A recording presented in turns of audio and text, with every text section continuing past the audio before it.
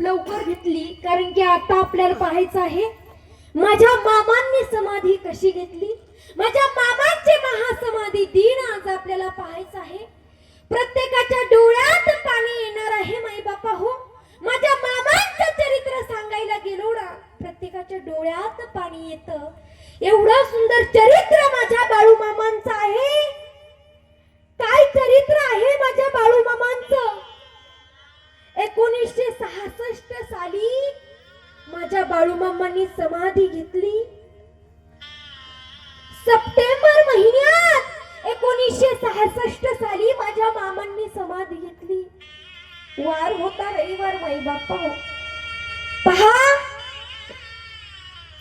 माझ्या मामानं जून महिना कसा बसा बकऱ्यांच्या समवेत घालवला।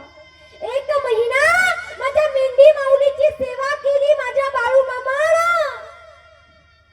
माझ्या मामाला त्रास व्हायला लागला, चालू वाटेना।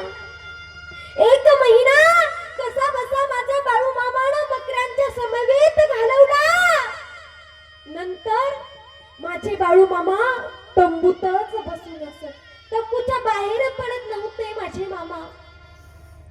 एवढा त्रास व्हायचा माझ्या बाळू मामांना, अरे डोळ्यात पाणी यायचं, अंग थरथर कापायचं माझ्या बाळू मामाचं।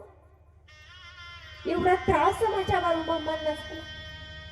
कसा बसा एक महिना बकऱ्यांच्या समवेत घालवला माझ्या मामांचे मुख्य 3 गडी, वीराप्पा, व्यंकप्पा आणि रामू गवडी असे हे 3 जण। माई बाप्पा हो पहा एके दिवशी माझं बाळू मामा व्यंकप्पाला म्हणतात, अरे लेका, अरे लेका, अरे माझे हाड आदमापूरच्या मरगुबाईच्या मंदिरात नेऊन ठेव बघ मी मेल्यावर। व्यंकप्पाच्या डोळ्यात पाणी येतं। मामा असं का बोलताय तुम्ही, सांगा ना मामा असं का बोलताय।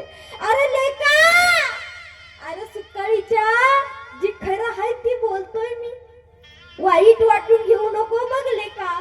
प्रत्येकाच्या डोळ्यात पाणी होतं मामा, काय बोलताय तुम्ही।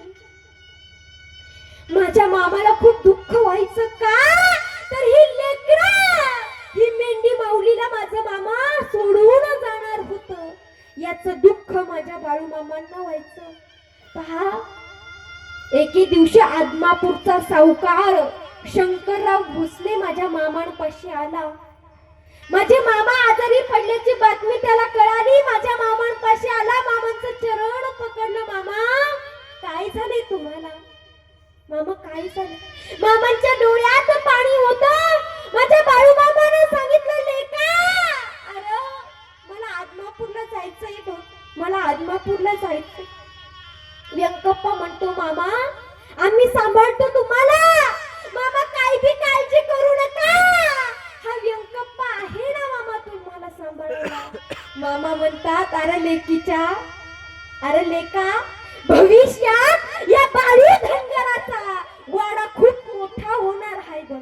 भविष्यात या बाळू धनगराचा राजवाडा एवढा मोठा होणार आहे बघ. कलयुगात तुझ्या इथं जागा पुरणार नाही लेका. प्रत्येकाच्या डोळ्यात पाणी होतं. मामा नका ना जाऊ. माझ्या मामांना जाण्याचा दिवस ठरवला. ऑगस्ट महिना होता. माझ्या मामांना जाण्याचा दिवस ठरवला. 5 वाजलेले होते. गाडी बोलावली गेली. प्रत्येक भक्ताला वाटायचं माझ्या बाळू मामाला माझ्यासोबत बसावं, आदमापूरचा प्रवास करावा. माझ्या मामाच्या डोळ्यात पाणी होतं. माझे मामा म्हणतात, लेका हो, हा बाळू धनगर पळून जाणारा मानव नाही बघा. हा बाळू धनगर पळून जाणारा मानव नाही बघा लेका हो. उद्या सगळ्यांसोबत प्रेमाच्या गोष्टी करण, सगळ्यांना सुख दुःख सांगण बघा, आणि मग आपण आदमापूरला जाऊ.